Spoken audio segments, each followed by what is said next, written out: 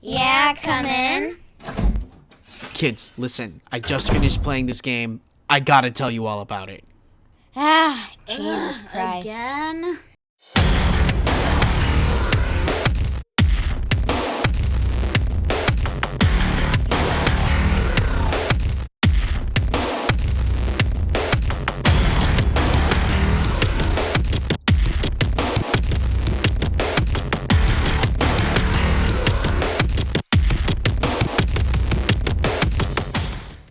Happy Halloween! Oh, spooky month. Man, what a great time of year. Everything outside is colder, the leaves are starting to fall, the nights are a little longer, the moon is a little more full, and everything culminates on the best night of the year, All Hallows Eve, which means we gotta do something real special this year, and I think that means we're going to have to cover Dusk. But, well, before we begin, I just gotta, well, you see the thing with Dusk is, Alright, kids, your dad has to admit something, and in doing so needs to teach you all a valuable lesson. When to admit that you were wrong. And boy, was I wrong about Dusk. In my defense, the first time I played Dusk, I was still basking in the afterglow of having just finished Doom Eternal and The Ancient Gods Part 1. So I was in that zone. You know the one I'm talking about. Reclining, enjoying a full-bodied sense of satisfaction, but still randy enough to wonder if your mom's gonna maybe be willing to go again in like another 30 minutes or so. When I sat down to play Dusk, I didn't actually want to play Dusk. I wanted The Ancient Gods Part 2, but that wasn't even on the horizon yet, so I figured, you know, Dusk has nothing but hype behind it, and I need a fast-paced shooter right now to take care of my needs. And you know what, kids? I should have just waited for your mom to be ready to go again, because I did Dusk dirty by playing it when I did. But play it I did, and I felt let down by it. I felt like the hype had been just, you know, a little too high. I kind of had a chip on my shoulder about it afterwards, and I thought, you know, this is an 8. It's not revolutionary, it's just an 8. Hey, guess what, kids? I was wrong. This game is a fucking 10 out of 10. It was an experience that taught me a lot as both a gamer and a reviewer. In that when approaching a first-person shooter, the ideal way to go about it is to throw all expectations out the door before you walk through it, and to not seek desire from something that isn't going to deliver that specificity. Dusk is not Doom. It's not Quake. It's not Half-Life. It's not Duke. It's not Blood. Dusk simply is, immediately establishing a wholly unique sense of identity and game feel that not only sets it apart from the rest of the FPS field, it also establishes a new icon of inspiration for future shooters. Alright, now that I've basically spoiled the whole video and scarred you kids with images of me having sex with your mom, let's get into the meat of Dusk. Dusk is the brainchild of one David Zemansky, a game developer with a love of old-school PC gaming, partially due to the fact that his computer was on the shittier side of builds and could only run classics like Doom and Quake and Half-Life. He appeared on a podcast and discussed eventually having a desktop powerful enough to run Half-Life 2, something which at that point in time he'd been wanting to play for, quote, years. We've all been there, kids. I know I certainly was for a long time. I remember playing Doom 2 on a 386 that was far too slow to actually run it properly, so I had to shrink the screen down to the size of a postage stamp in order to get a decent frame rate. But this lack of cutting-edge technology informed Zemansky's design process. Focused gameplay, tight controls, satisfying combat, and taking a page from our Lord and Savior John Romero's Book of Game Design, non-linear game levels, and abstract geometry. He also drew upon his experiences growing up in rural Pennsylvania for inspiration on crafting a story, something he began dreaming up in the early 2000s. Dusk wouldn't go into production until 2015 or so, meaning Zemansky had a lot of time to cement these ideas into what he wanted to make. Meanwhile, over in the realm of first-person shooters, a revolution was quietly brewing. So this guy, maybe you've heard of him, some fucking meme lord by the name of Dave Oshry, had been working on a remake of a classic first-person shooter called Rise of the Triad. The remake was a throwback to simpler times when first-person shooters were fast and furious, and focused more on guns, gore, and gameplay instead of which modern console it would work best on. The results were varied and even kind of janky, something which the devs themselves will admit to, but the game has its fans. fans, and it was massively important in the pedigree of what was to come after in the genre. So, the Rise remake released in 2013, 1 year before Wolfenstein: The New Order in 2014. Wolfenstein's design philosophy flew in the face of modern shooters as well, but this time on a AAA cross-console scale. Fast-paced gunplay and explosions and combat were taking center stage on the wider scale once more, something that was made even more evident in the release of Doom 2016, and then again in Wolfenstein: The New Colossus in 2017. First-person shooters were slowly but surely entering a renaissance of retro-style action and chaos, eschewing the cinematic flavors that modern console-based shooters had been sticking to since the advent of Halo and Call of Duty, proving that there was room on the board for all types of FPS titles. And while there were certainly indie developers who had been crafting their own retro-style shooters for years, once Dusk hit the scene, the renaissance truly began. Zemanski, partnering with Oshry and composer Andrew Hulshult, who also composed music for the Rise of the Triad remake, began full production of Dusk in 2015 and began release through early access in 2017 under the banner of New Blood Interactive, with the full release coming out in 2018. The rest, as I say, kids, the rest is history. But you know, it's hard to understand the full impact of the game if we don't play the game. So let's quit talking and let's play the goddamn game.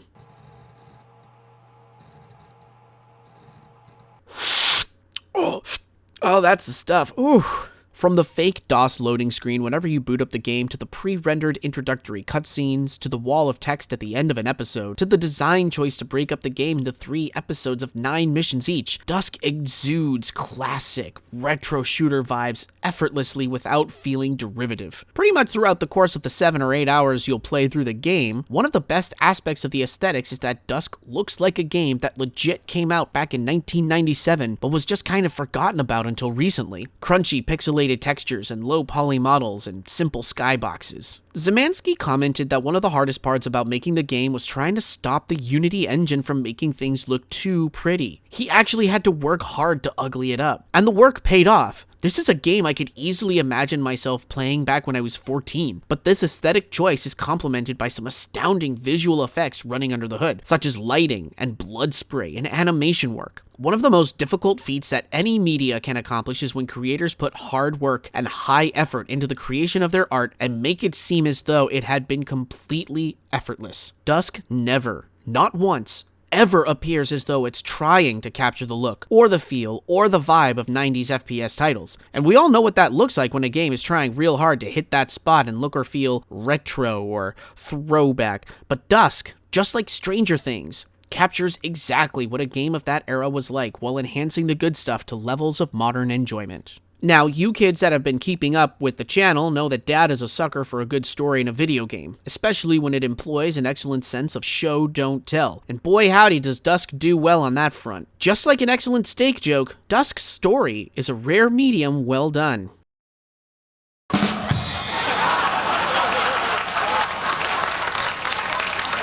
You play a treasure hunter known to the community as Dusk Dude, and you've come to the town of Dusk, Pennsylvania on rumors that there's arcane artifacts lying beneath the surface that could fetch a pretty penny. But the local yokels don't take too kindly to you poking around, as the town has been sealed off due to something bad. So they knocked you out and kidnapped you and hung your body on a pair of meat hooks, Texas Chainsaw style. That's all backstory retrieved from the internet if you want it, but it's not necessary to understand what's going on. You start the game waking up after Dusk Dude pulls himself down off the meat hooks and tangos with 3 chainsaw-wielding redneck hicks, using only a pair of sickles to do so. Right away, we establish that the locals are not going to fuck around with you, and that Dusk Dude is an immense badass. From there, Dusk Dude launches into a mission of revenge and escape, making his way through the dilapidated town of Dusk, to a strange military and mining facility on the outskirts of town, and finally to an eldritch dimension that may or may not exist literally beneath Dusk itself, all the while followed and taunted by an unseen figure who somehow communicates through your mind. Something really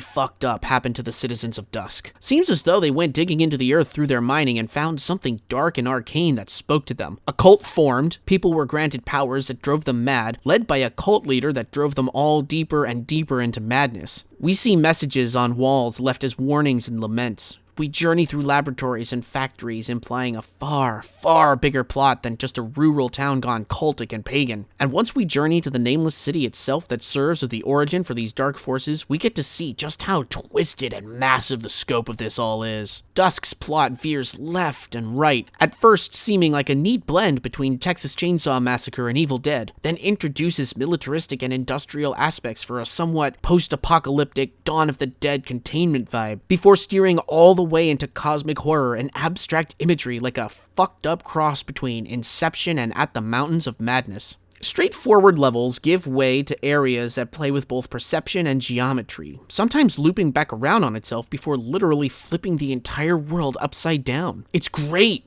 It's so great! And the game's story literally comes full circle before the end, with Dusk Dude ending his journey exactly where it began. There's a great sequence where these eldritch forces remind Dusk Dude of a tragedy in his past, which is expertly executed with maximum minimalism. A couple of lines of dialogue, a couple of sound effects, and that's all we need to understand what happened. Zemansky's narrative ability is confoundingly good. Like, fuck you for being so good. Everything the player needs to know is put right in front of them, and everything else is left by the wayside with just enough inference to let us fill in the blanks. I'm not going to spoil the ending of the game because Dusk is 100% a game to be fully experienced versus explained, but I will say that the Lovecraftian themes aren't just themes, and the final boss is a fucking doozy of a time. Oh, and in case you hadn't noticed based on some of the comparisons I made, Dusk isn't just a full-blooded first-person shooter. It is also a straight-up horror game. Dusk is frightening.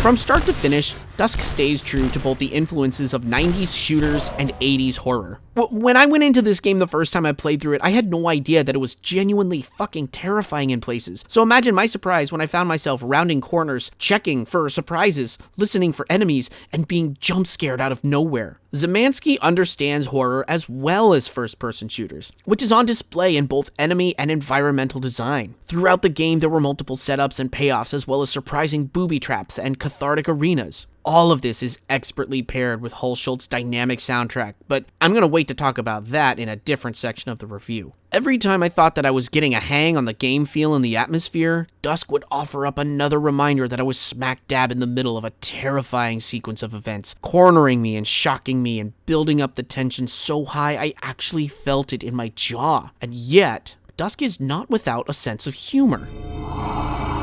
What the fuck was that? Was that a cartoon ghost? Zemansky gets that horror is only as good as the relief of the tension, and wisely deploys some choice bits of humor to keep things simultaneously light and off-kilter. One great example is the bottle of lotion sitting on top of a well Dusk Dude needs to dive into. Use the lotion and the text pop-up reads, "No hose for me." And if you kids don't get that reference, don't worry about it for now, but let me know how the lambs are doing when we're done here. Continuing some of the more tongue-in-cheek moments are the bosses, such as the drunk alligator. The Intoxicator. Oh, of course we get to fight a smaller version called Son of Intoxicator, and there's a hidden child's drawing of the wife of Intoxicator. And I can't talk about satirical bosses without mentioning Big John. I'm here! Do it, man! Kill me! Big John is a walking meme, naturally voiced by Dave Oshry himself, and it's also his face on the model. The character first appeared in the Rise of the Triad remake, and ever since has been a staple in New Blood games, as seen here in Dusk, and as well as Amid Evil. His obvious lack of seriousness, yet absurdly deadly presence is well balanced, coming immediately after a moment of thorough awe as the sky was opened up above Dusk Dude to reveal just how big the facilities of the cult really are. Oh, and don't worry, not all the bosses are jokey poke in the ribs. Take a look at Mama. What have you done?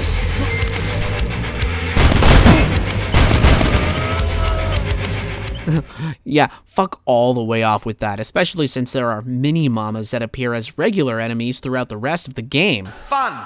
Okay, so Duck Dusk has great environmental, show-don't-tell storytelling that conveys a viscerally unsettling plot on multiple layers of horror. From that perspective alone, Dusk is firing on all cylinders, but how does it play? Great news, this shit kicks ass. Now, I will say that, like most modern boomer shooters, Dusk has auto-run on by default, which is just...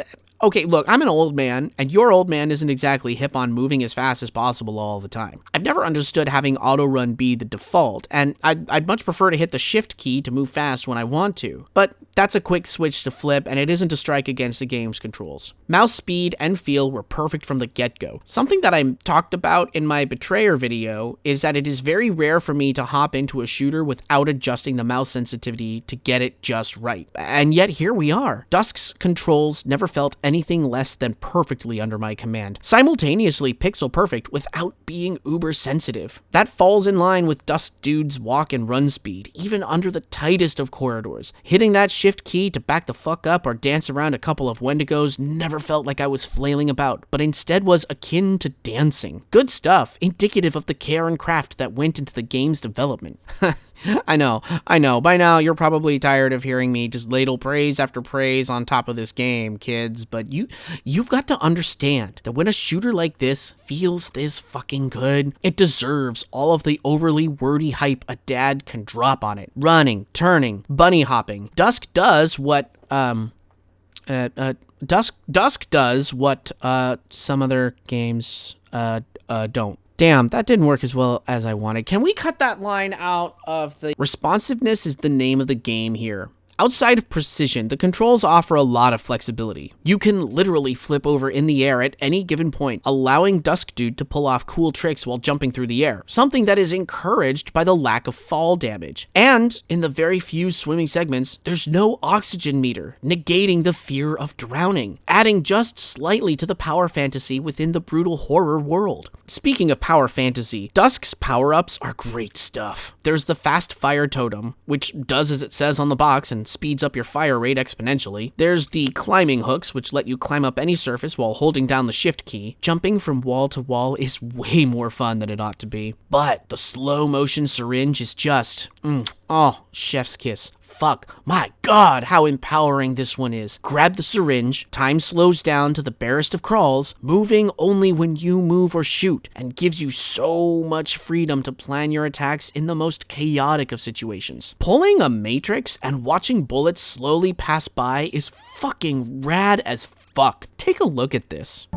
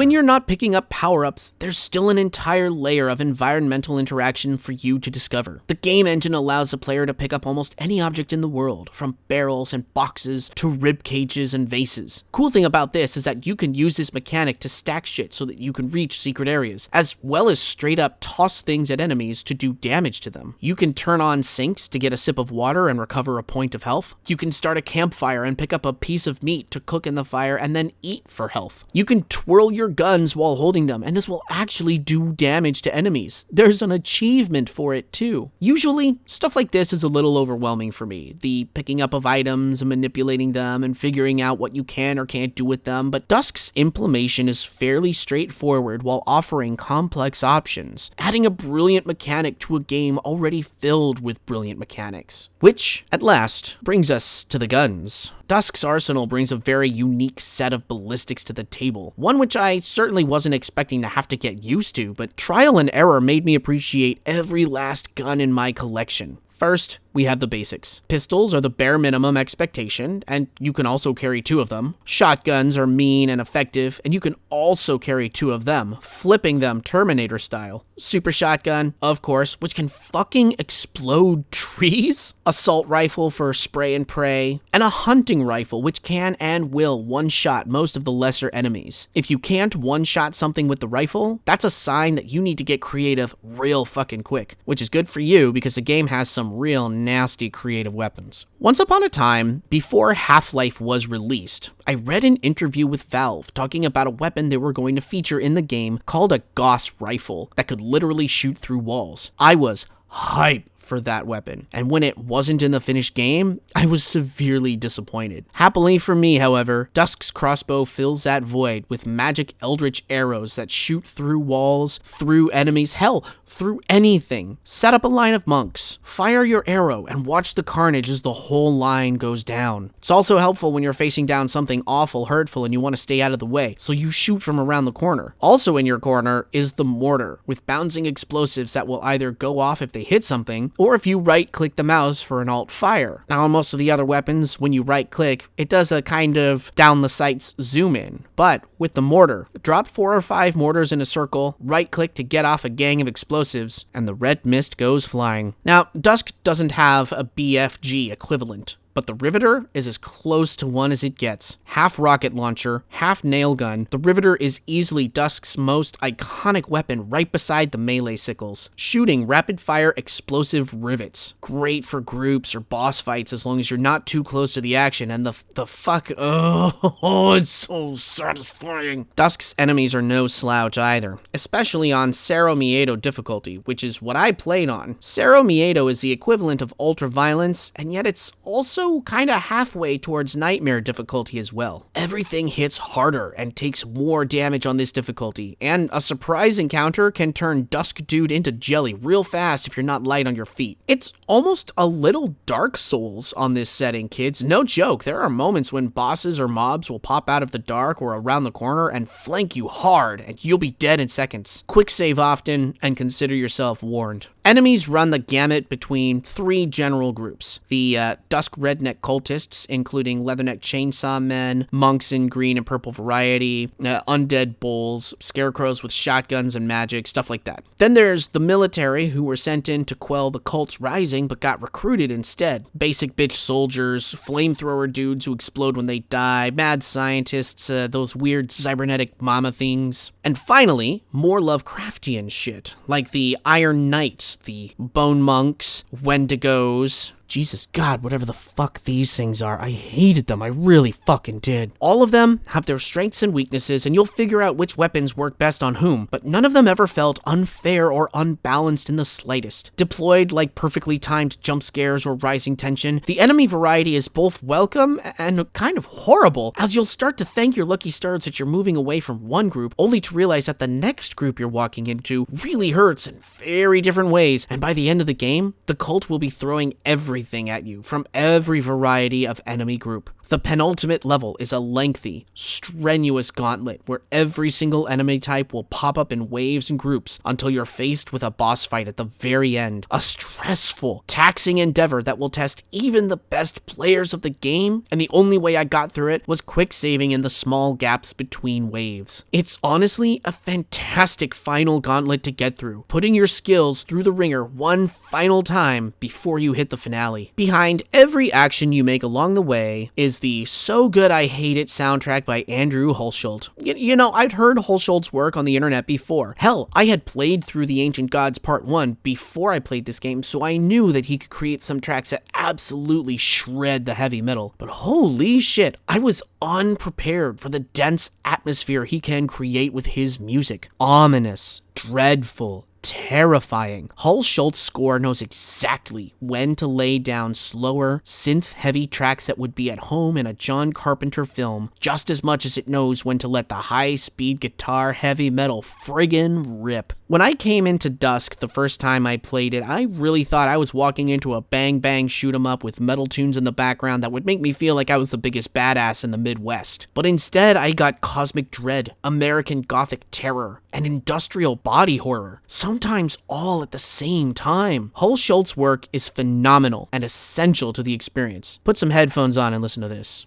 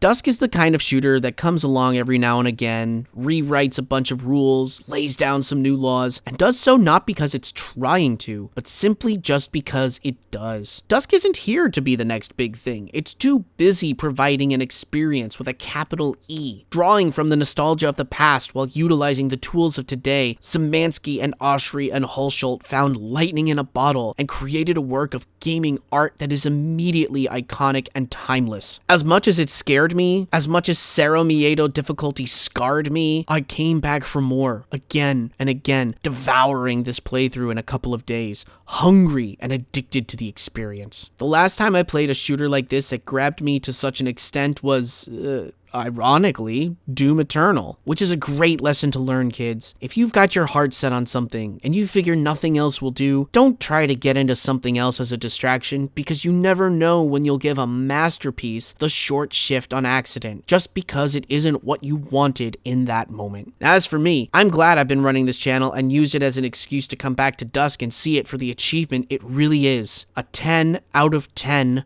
masterpiece that was foundational in the field of the retro shooter resurgence. Of course, yes, there were other games coming out around that time that were moving the genre back towards its roots, but Dusk was the game that cemented indie developers' place in the conversation. And, in tandem with New Blood, it also cemented the community's place in the conversation as well, through the developers' very active Twitter accounts and interactions with fan boards and modding. Dusk left early access just under 3 years ago as of this writing. 3 years! And in that time, there have been multiple retro shooters created by independent studios and devs that have been backed via early access and Kickstarter. 3D Realms is back in the game in a big way, and in 2020, they established the online boomer shooter convention Realms Deep. There are some fears that maybe, just maybe, with all the boomer shooters out there in active development from so many studios, that the genre's marketplace is becoming oversaturated. To which I say, absolutely fucking not. We're seeing a wealth of creative, unique takes on the first-person shooter genre, with games like Hrot, Proteus, Head-On, Viscerafest, Vomitorium, and those are just the games that I've covered here on this channel. There are so many more. Yes, some of them derivative, but many of them actively pushing the boundaries of what boomer shooters are, to the extent that we have such sights to see in the coming years. And in my very humble dad opinion, we have the creation and release of DUSK to thank for that. Kids, it's been a hell of a spooky month here at the Report, and I'm very grateful you all came along for it. October is a perfect excuse to dust off those scary games you've been putting off for far too long, and I hope you enjoyed what we got to experience together. But now that I'm done with this month, I gotta get back to regular-ass content and figure out what to cover next. Let's see here. What have you all been watching on the channel? What's been getting the views? Oh! Well, I guess I better make a video on Quake 3 then. Sit up straight, get yourself some water, but stay hydrated, kids. I'll see you soon.